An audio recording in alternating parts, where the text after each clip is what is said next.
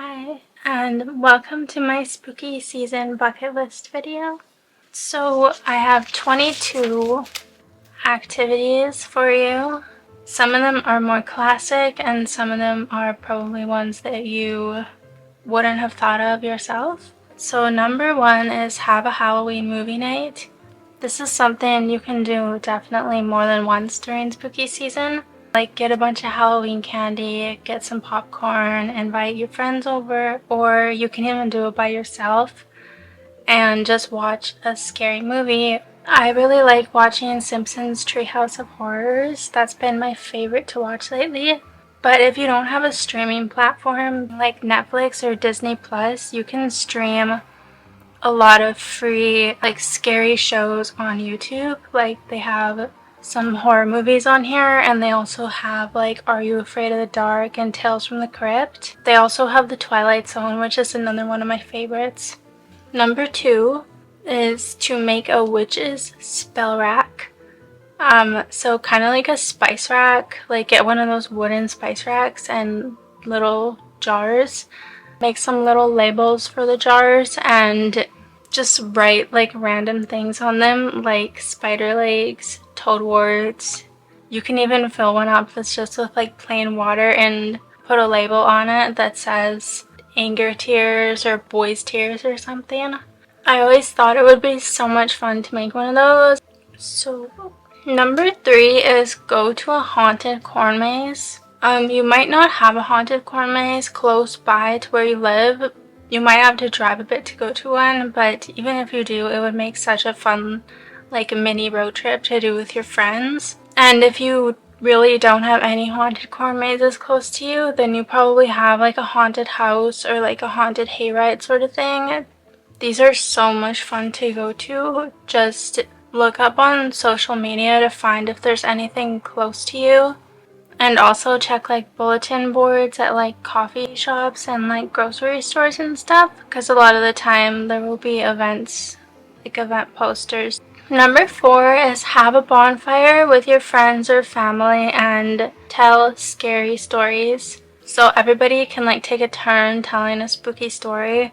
If you want, you can even hold a flashlight underneath your face, just to give you like that spooky ambiance when you're telling your story. Also, if you have an older brother or if one of your friends has an older brother, then invite them along, because for some reason older brothers are so much funner to do this stuff with because they're always trying to scare their younger siblings. If you can't think of any scary stories and you think that a lot of people might have trouble coming up with stories, you can get like a book of short scary stories from the bookstore.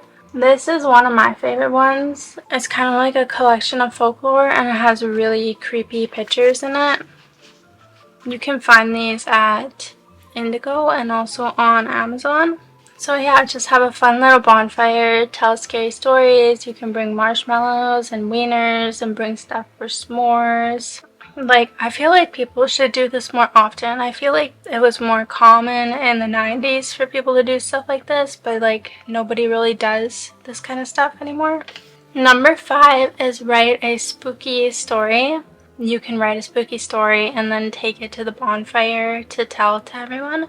Writing scary stories is actually a lot of fun if you enjoy writing, and it really helps you get into the spooky season. If you're in a writing class, you can write a spooky story for your writing class. If you're more of a poetry writer, you can write some horror poetry. Just like read some Edgar Allan Poe to get some inspiration. Number six is decorate for Halloween. Decorating for Halloween can really help make it feel like Halloween. Even if you don't live like in a house, or like maybe you live in an apartment, or you don't get any trick-or-treaters, you can still decorate inside your house and make the inside of your house feel like the ambiance, give it like a Halloween ambiance. Decorate your room as well. You can do this and still keep like the aesthetic of your bedroom. Number seven is drive around and look at Halloween decorations, just like how people will drive around looking at Christmas decorations. This would be such a fun activity to do, and You don't have to have a car for this. You can walk around and do it too. I actually do this sometimes. After it gets dark out, I'll go on a walk and I'll just like walk around the neighborhoods and look at people's Halloween decorations. And I even made a Spotify playlist for when I do this, and it just makes you feel like you're walking around in a Halloween movie. I'll link the Spotify playlist if you want to listen to it and use it, because it's actually really good. Number 8 is have a Halloween cocktail party. There are so many different Halloween cocktails recipes that you can look up on Pinterest, and even if you don't drink, there's lots of like virgin cocktail recipes, and they're all like spooky and fun. Number 9 is make Halloween decor. Like, I want to make a bat garland, and I've seen people buy dolls from the thrift store and then make them all creepy like, and have like a little creepy like doll little area. You could even get like, if you found like a small dollhouse, you could make it like a haunted house. I think that would be so much fun. Number 10 is read a spooky book. There are tons of spooky books that you can read. Pet Sematary is a really good one, like Pet Sematary by Stephen King. It's like perfect for this time of year. There's Coraline by Neil Gaiman. Even if you aren't like much of a reader, you can just get like a book of short stories like these ones and just read some of the short stories sometimes. I actually have a spooky book suggestion video that I made last year, and most of the books in it aren't very long, so they're really easy to get through. Number 11 is get some white sheets from like the thrift store or from Walmart and dress up as ghosts with one of your friends and just like walk around like that and like go. You can take pictures. This is something that's actually really trending right now, is people taking pictures of themselves with just like a white sheet over them and like sunglasses. Number 12 is have a pumpkin carving or a pumpkin painting party. So get together with some of your friends and go to the store or to a pumpkin patch, buy some pumpkins, and then go back and carve them. Even if you don't have anybody to do it with, you can still do it by yourself. I just think that carving pumpkins is something that you should do every October. And number 13 is after you carve the pumpkins, do a pumpkin head photo shoot. The photos don't even have to be like anything special. They can just be like in your backyard or something. Like you just wear the little pumpkins that you carved and take pictures. Number 14 is make a haunted gingerbread house. I've always seen pictures of people doing this on Pinterest, and I've always wanted to do it. I don't think that they really sell like haunted gingerbread house kits, but you can get like graham crackers or wafer cookies and like a bunch of other stuff and just like make one. It wouldn't be that hard, honestly. Look up some photos on Pinterest to help give you some ideas. Number 15 is take a cemetery walk.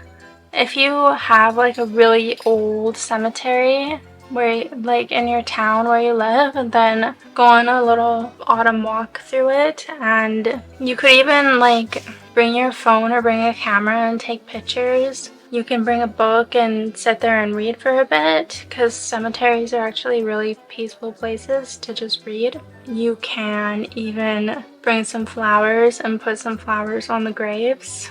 I don't think there's anything weird about that as long as you're being respectful. Number 16 is bake Halloween cookies. So you can get Halloween cookie cutters from the grocery store or the dollar store. If you can't find any, then get like a little gingerbread man cookie cutter and make ginger dead men instead. And if you're not much of a baker, you can get some of those Pillsbury cookies, like the Halloween ones, and just make those. They're super easy. All you have to do is put them in the oven. Number 17 is go to or throw a costume party. So if you have the space to do this, then I would recommend doing it 100% because it's a lot of fun. You can make like spooky snacks and decorate and like have like spooky music on. if you don't have a space to do it, and maybe like you don't have any friends who are throwing a party, a lot of the time they're public events you can go to. You usually have to buy a ticket for them, but like it's a Halloween party and it's a lot of fun. I went to a few of those and I would totally do one again. Number 18 is do a spooky photo shoot. I've seen a lot of people doing these lately, and they'll usually dress up as like Ghostface or like Freddy Krueger or something. My younger sister actually did one with her friends, and they went to the woods and they all dressed up as witches, and they did like a witchy photo shoot, and it was like one of the coolest ones I saw ever. Number 19 is if you have younger siblings or nieces or nephews, take them to like a Halloween kids event. Doing Halloween with kids just makes it feel so much more like Halloween. And then you get to spend some quality time with the kids in your family. Number 20 is if there's like a costume that you've always wanted to do, but it's just too extravagant or like you don't have a place to wear it, then get the stuff and do it anyway and take pictures for your Instagram. This is something that is so easy to do by yourself. You can even just set up your phone and like put the photo timer on. Like you don't even need someone to take the pictures for you. And it's really not that hard. It's just a matter of getting the right stuff, and you can find most of it like at thrift stores or on Amazon. But yeah, if there's like an extravagant costume that you want to do, then just do it. I'm gonna try and do this year, and I really want to dress up as Apple White from Ever After High. I also kind of want to do like a Monster High doll. I think that would be so cool. Number 21 is listen to a spooky podcast. You can go like on a night drive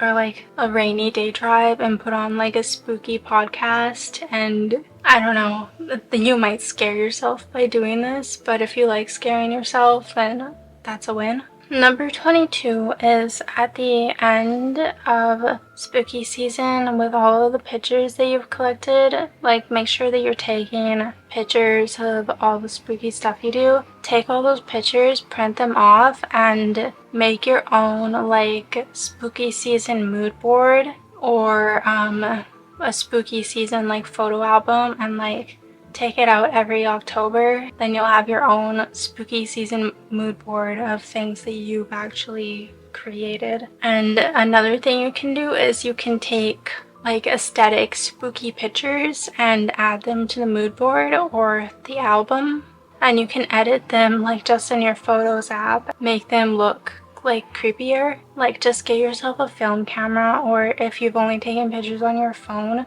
you can still print them off at any photo printing place. Yeah, and then you'll have your own like spooky season album of your own creations. So those were my 22 things to do for spooky season. Thank you for watching, and happy spooky season.